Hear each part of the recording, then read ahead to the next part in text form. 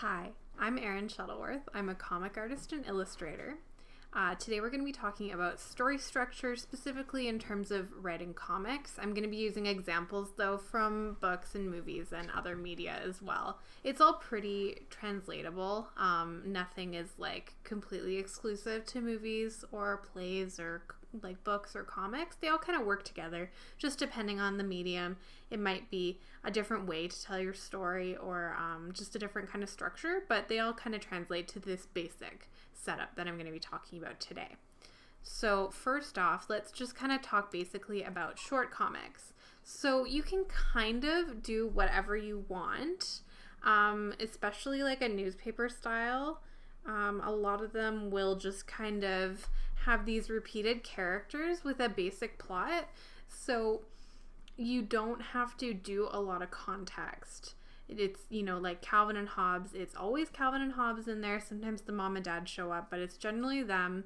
So you don't need to, tell the audience every single time you're doing a 4-panel comic of these characters, okay, this is Calvin, he does this. Okay, here's Hobbes, he does this. We've already got that context. So that's what's kind of nice about a newspaper style is you can kind of skip the beginning once you have these characters kind of introduced, and you just really tell a really basic short story in the 4-panel comic. So you can still follow the structure. It's just super simplified and kind of a lot more of the middle and the end is there instead of the beginning introduction part of it. And for a single panel one, you can kind of do whatever. A lot of people would argue there's really no structure. Especially for the New Yorker or something, they're just incredibly basic and they're more of just a moment frozen in time instead of a story. But there can, there's maybe the beginning and the end somewhere else, especially if they're tackling real life. So, the moment in time in the comic there actually has information that can be inferred from outside in the real world. So maybe you could argue that they do have a story structure and they're just a moment in that story.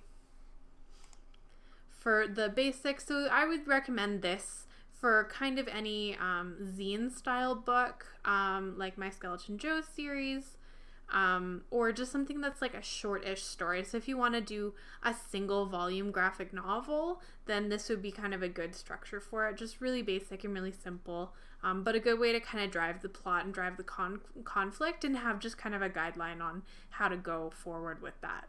So had 2020 Baby released. That one was separate stories all arranged in a zine, and I was able to kind of bring a thread of plot through by adding a diary element in the bottom and arranging them mostly by the age of my daughter aging. So it started with my pregnancy and then ended with her being about 7 months old. So I had the kind of illusion of a plot in there, and if you are creative, you can make a 4-panel style comic or an Instagram or web style comic that doesn't necessarily have plot threads between each 4-panel layout. You can still make it seem like there is a bigger plot going on depending on how you arrange them in a zine. So you're not missing out on this stuff. You can totally make it still work. So for a short story, this is the very basic 3-act structure. This is, if you remember doing essays in high school, it's the beginning, middle, and end, introduction, the body, and then the conclusion. It really follows that kind of same style. So we begin with the opening and the exposition, and then the conflict. So there's an inciting moment. An example of this would be in Cinderella when they get the letter. So that's kind of when everything is kick-started. Before that, it was kind of introducing you to the characters, introducing you to the world, showing you Cinderella and her family. So it was just kind of the beginning, the first act, and then that inciting moment is what starts to build the tension, starts to progress the plot, and move you into the second act, which would be the rising action. So that is kind of where the bulk of everything is happening. There might be some subplots there. Generally, the tension is growing. So, it builds up the climax for Cinderella would be kind of when she's in the tower, I would say. You know, she's trying to get out. It's the most dramatic part. They're building up to that. So that would be, you know, everything from the inciting moment to the climax in Cinderella is the ball, them tearing up her dress. So all of that happens in the rising action. So sometimes a good amount of the plot happens in that rising action, and it doesn't have to be like a straight angle like that. It can have like some up and downs. It doesn't have to just be completely rising action. You'll see a lot where it's kind of like some peaks and lows, especially if you have a subplot. They would have like kind of a subplot resolve, or say they're the like Hercules or something, where he has all these tasks. So, you know, it would be his first task of fighting this monster, and so then the next one was more of a challenge, and so it can kind of build up like that too. So then the climax would be like the big bad. It would be the hardest thing for them to fight. So again, Cinderella trying to get out of the tower so that she can, you know, get the shoe on. And then the falling action would be they've resolved it, everything is calming down, and the conclusion and denouement would be how you've left the world, what they're going to be doing in the future. So Cinderella, she gets married, and they're going to be together forever, and they're going to have this, you know, life together. So that would be the conclusion of her story. So it sounds pretty basic, and most people follow this. If you start paying attention to Hollywood movies and TV shows and books, a lot of basic structure, especially very episodic shows, they might have this lay episode. If they don't kind of continue with this one plot through over the season or series, it might just be every single episode. An example, I've been watching a lot of House, so every single episode is like this. They have the opening, they introduce you to, you know, patient, and usually they're like, okay, but that's not great, and then there's a moment where, oh my gosh, the patient's really sick, and then rising after the patient climax is, oh my gosh, they're gonna die, but then House solves it. So that's a, you know, every single episode of that. So you can definitely apply this to kind of any genre. It does work, and I definitely recommend, if you're not comfortable with writing, to try this out and just see how it goes, because it's a good way to just kind of give you an example of how to drive the plot forward, and it's a very conventional and easy way for the audience to understand and sort of enjoy your story in a meaningful way. So the next part is quite detailed, but it's very good if you're doing kind of a longer series, or if you really want it to be less superficial and more character driven. So that's the hero's journey. The language sounds very fantasy based, but you can actually apply it to kind of any genre at all. So romantic comedies, this would work. Most of them are actually beat by beat. Horror movies like Silence of the Lambs. So there are lots of things that are applied in the hero's journey, even though it sounds like, oh, it's just fantasy, because they use language like talisman and adventure, but a lot of it can kind of just be metaphorical, and it's not necessarily they're actually going on an adventure. It's just they're leaving their ordinary life behind and on some sort of journey, either emotionally or physically.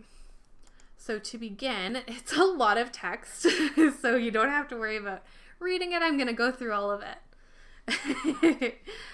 So step one, and there's 12 steps total. So step one is the ordinary world. So life at the start before anything happens. You get a taste for what the character can consider mundane. So my 3 examples going forward are going to be Lord of the Rings, Star Wars, and Harry Potter. But again, any genre would work.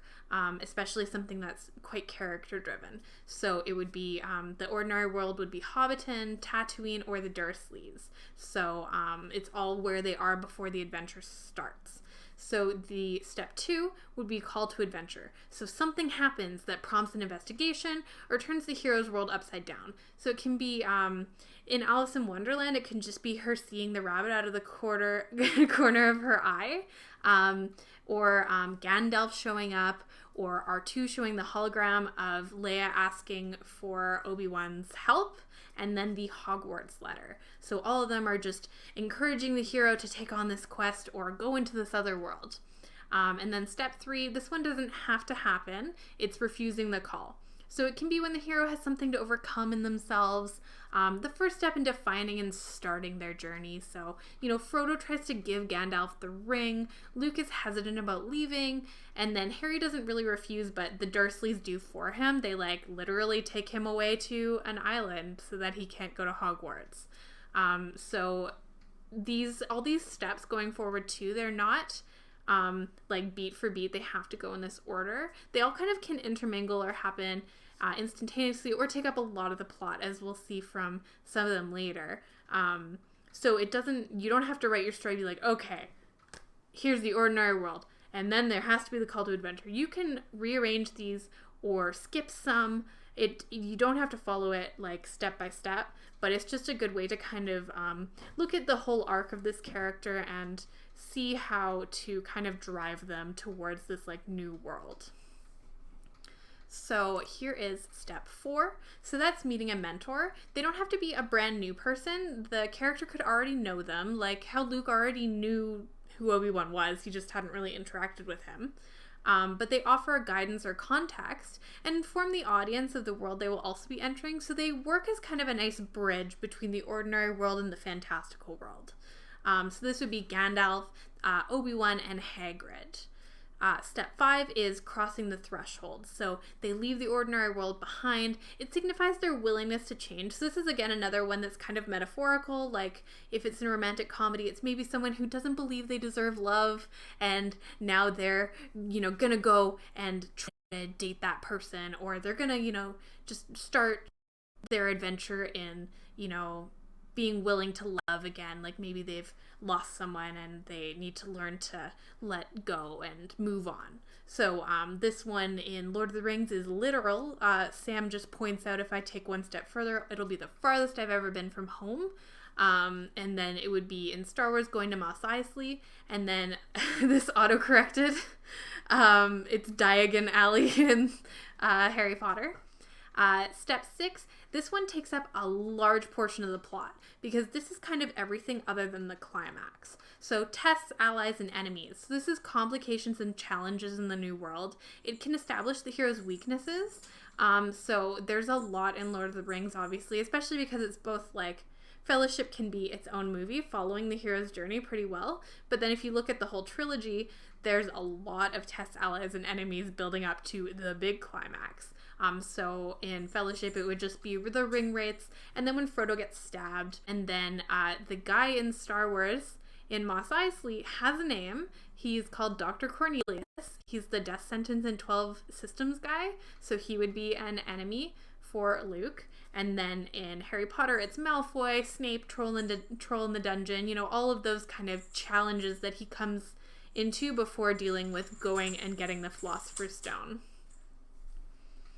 And then, so step 7 would be approach the innermost circle. So this is building closer to the climax now. This is the greatest danger. It's where they start to make decisions based on what they've learned. So this is the Mines of Moria. This is landing on the Death Star or going in to get the Philosopher's Stone. So just before Harry does all those tasks to try and get the stone. Step 8 would be the ordeal. So it takes place in the innermost circle. And again, it can happen instantaneously. This isn't has to happen beat for beat. So it can fall within a previous step. And this would be Frodo holding out against the weight of the ring, the blowing up of the Death Star, where, Obi-Wan tells Luke to let go, and then in the room in the Mirror of Erised for Harry Potter. Step 9 is seizing the talisman. So you turn the tide for the hero. It's when they, beat all the odds. So, Frodo, he doesn't really resist the ring at the very end, but because he was such a virtuous person in his life, Sam was able to rescue him, relying on the Force to blow up the Death Star. So Luke's letting go, him, becoming more in tune with the Force would be the seizing of the talisman, and then Harry literally getting a talisman, getting the Philosopher's Stone. Step 10 would be the road ahead. So this can happen instantaneously after previous steps are out of order. It takes the hero into a final conflict. So Sam saving Frodo from Shelob, blowing up the Death Star, fighting Voldemort. Lots of things can cover in this. And Lord of the Rings is a wonky one because it can happen in each movie and then also across the trilogy. And then step 11 is resurrection. So this one is the most metaphorical one if you're looking at a genre that isn't like action adventure. This would be returning from being thought dead, but again, like it could be not necessarily actually dead, just like in a romantic comedy when they have this liar revealed plot and they have to separate and be sad and mope for a bit, but then they eventually get back together and they fall in love and whatever, right? So that could be the resurrection, is they've separated and they're not going to be together. So this is Frodo coming back from being taken over by the ring, Obi-Wan dying but then returning as a Force ghost, Harry passing out after beating Voldemort, or literally in Deathly Hallows when he like dies and then comes back, like that would be a literal resurrection. And then step 12 is returning with the elixir, going back to the ordinary world, or learning to live in their new world, or just continuing their life. So this would be Sam returning to Hobbiton, Frodo going on to the ship, the Everlasting Isles, something like that. Going to the realm of the elves. In Star Wars, getting the medals and becoming part of the rebellion, and then Harry going back to the Dursleys for the summer. So Harry's the most return to normal, ordinary world one. In Star Wars and Lord of the Rings, the world has changed in some way, but for Harry, it's like his personal world has changed, but then he has to go back to living with his abusive aunt and uncle. So his is the most kind of basic return to the ordinary world. So it sounds like a lot, but it's just a really great way to kind of build your characters up and just give yourself some context for how the plot should move forward. But I just love the hero's journey because you can kind of apply it to almost anything, especially if you skip certain points that don't maybe match your story. It's really great for just kind of any sort of storytelling, especially if it's character driven. My personal way of doing my stories, because I'm doing a big series, is Joss Whedon, when he did Buffy the Vampire Slayer, he would have one arc for the entire season, but then he would also have mini arcs for like every 3 to 4 episodes. So you can kind of give closure to the audience instead of making them wait 24 episodes or like 5 books to get any amount of closure. So having these mini arcs are great for defining also the character getting a little better at something, or getting a new skill, or reaching a new challenge that they actually like maybe can't solve at that point, but then they can circle back and finally beat that last baddie at the end of the season. So I love the way that that's arranged, because you can also kind of go on forever. If you don't know where you're going with your story, you can just keep adding these mini arcs and still be like, well, there is that thing on the horizon, who knows when we'll get there. And that's a very Japanese way of looking at it too. A lot of stories focus more on the journey, and then the end is kind of like, yeah, we're at the end. I know I got really frustrated reading a lot of comics that went on for like 20 volumes, and then they would just kind of be like, and we're over. So it's definitely a different way of storytelling, and makes you appreciate kind of the journey of the characters as they went along. And especially if it's a long-standing series, sometimes the end isn't as satisfying as it ever could be because it's been built up. Like we've seen stuff like Game of Thrones, like How I Met Your Mother. There's a lot of like long-standing series that just are not satisfying because they never really could get built up to where they were, right? So it's definitely a nice loose way of looking at it. And you can also do it really short. So you can just have like 3 mini arcs and then call it done and have your climax. So I love how freeing it is. If you kind of start realizing you're wrapping it up really well, then you can kind of just end it. So it's a really great way, in particular for series, to kind of just keep that tension going without just being like impossibly tense.